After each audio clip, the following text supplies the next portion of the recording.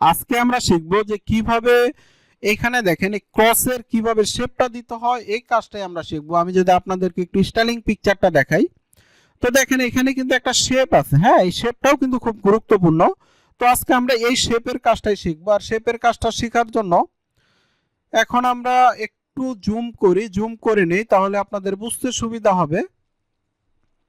Shape দেওয়ার জন্য আমরা যা বলে F1 এ যাওয়ার পরে এখানে দেখেন বেজিয়ার, এই যে হলো বেজিয়ার। আমরা বেজিয়ারের একটা লাইন এখান থেকে এখানে ক্লিক করব, এখানে ক্লিক করব, এখানে ক্লিক করব। তারপরে আবার ব্যাক পার্টে শেপ দেওয়ার জন্য এখানে ক্লিক করব, তারপরে এখানে ক্লিক করব।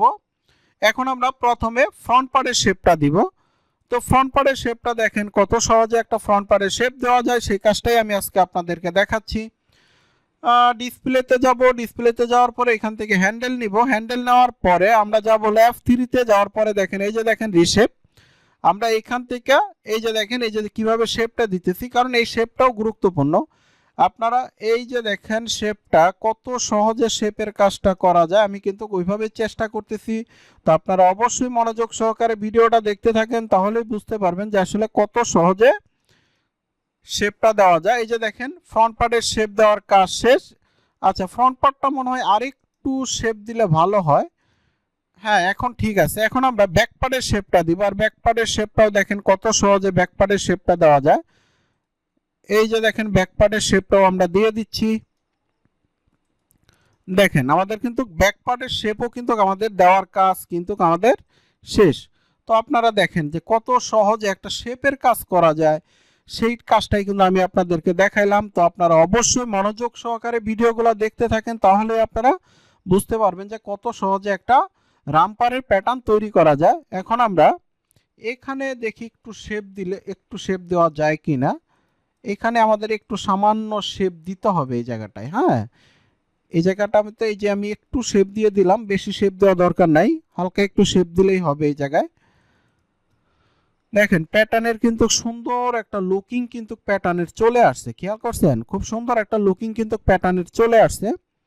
তো আমরা আরেকটু দেখি শেপটা আরেকটু মডিফাই করা যায় কিনা। হ্যাঁ, এখন দেখেন সুন্দর একটা গেট আপ কিন্তু প্যাটার্নের কিন্তু একটা সুন্দর একটা গেট আপ কিন্তু চলে আসছে।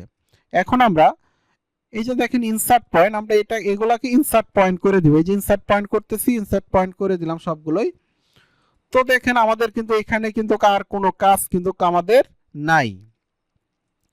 তো আজকে এখন আমরা আরেকটু কাজ করব, সেটা হলো এই যে আমাদের যে বাড়তি লাইনগুলো সেগুলো তো প্রয়োজন নাই। এই যে ডিলেশন দিয়ে আমরা এগুলাকে আমরা ডিলিট করে দিই। হ্যাঁ, কারণ এই বাড়তিগুলো কিন্তু আমাদের এখন আর প্রয়োজন নাই। এই যে এগুলাকে আমরা একটু ডিলিট করে দিই, তাহলে আমাদের প্যাটার্নটাও কিন্তু দেখতে সুন্দর লাগবে। আচ্ছা, ডিসপ্লেতে যাওয়ার পর আমরা হ্যান্ডেলটা উঠাই দিলাম, তাহলে আরো ক্লিয়ার আমরা বুঝতে পারতেছি। আচ্ছা, এখন আবার লেজারে যাব, লেয়ারে যাওয়ার পরে দেখেন ইরেজ, আমরা ইরেজ দিয়ে আমরা এইগুলা ডিলিট করে দিব। এখানেও আমরা ডিলিট করে দিব। আচ্ছা, এখন ডিলেশন দিয়ে আমরা এই লাইনটা ডিলিট করে দেই, তারপরে এই লাইনটাও আমার প্রয়োজন নাই, ডিলিট করে দেই। তারপরে এই লাইনেরও প্রয়োজন নাই, তারপরে লাইন এটাও প্রয়োজন নাই, কারণ যেগুলো প্রয়োজন নাই ওই লাইনগুলো আমরা রাখবো না। তারপরে এই যে অ্যাটাচ দিয়ে আমরা এটাকে এখানে দেখেন কতগুলো বাড়তি পয়েন্ট, এগুলো আমরা অ্যাটাচ করে দিই। হ্যাঁ, এই যে অ্যাটাচ করে দিলাম। তারপরে দেখি আরো কোথাও লাইন সমস্যা আছে কিনা। এই লাইনটাও প্রয়োজন নাই, এই লাইনটাও আমাদের প্রয়োজন নাই, এই লাইনটাও আমাদের প্রয়োজন নাই, কারণ আমাদের যে লাইন প্রয়োজন নাই সেটা তো রাখার কোনো দরকার নাই, তাই না? এই লাইনটাও আমাদের প্রয়োজন নাই। তারপরে দেখেন এখানেও দেখেন আমাদের এই যে লাইন, এটাও আমরা ডিলিট করে। আচ্ছা, এখানে একটু সমস্যা হওয়ার কারণ হলো, আচ্ছা এটা আমাদের অ্যাডজাস্ট টু লাইন করি, যে অ্যাডজাস্ট টু লাইন করি এটাকেও আমরা অ্যাডজাস্ট টু লাইন করে দিই।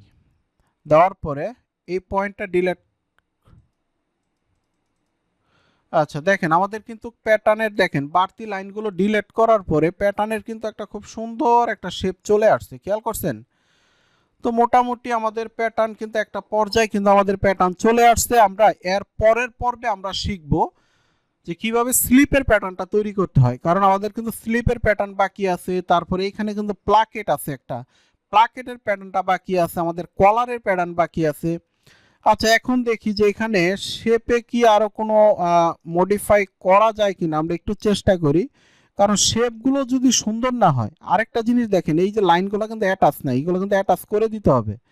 এই যে দেখেন, এইগুলো কিন্তু অ্যাটাচ করতে হবে, না হলে কি হবে জানেন, যখন আপনারা গ্রেডিং করবেন তখন কিন্তু গ্রেডিংয়ে অনেক সমস্যা হবে যদি আমরা লাইনগুলো যদি অ্যাটাচ না থাকে।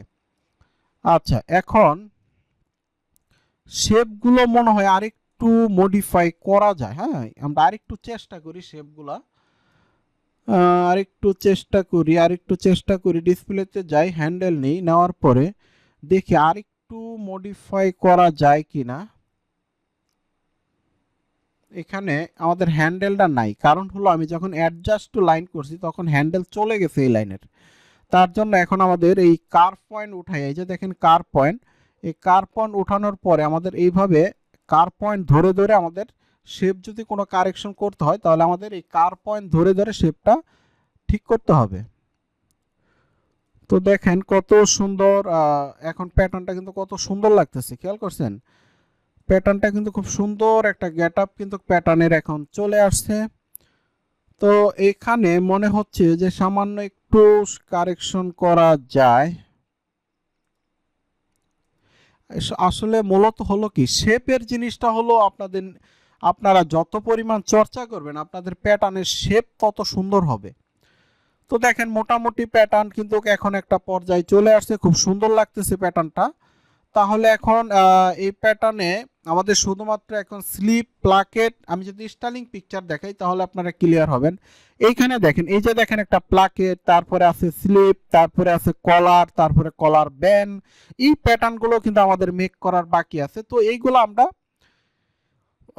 এইগুলোও আমরা শিখবো। তো এর পরের পর্বে আমরা শিখবো যে স্লিপের প্যাটার্নটা। হ্যাঁ, স্লিপের প্যাটার্নটা আমরা এর পরের পর্বে আমরা স্লিপের প্যাটার্নটা কিভাবে মেক করতে হয় এই কাজটাই আমরা এর পরের পর্বে আমরা শিখবো।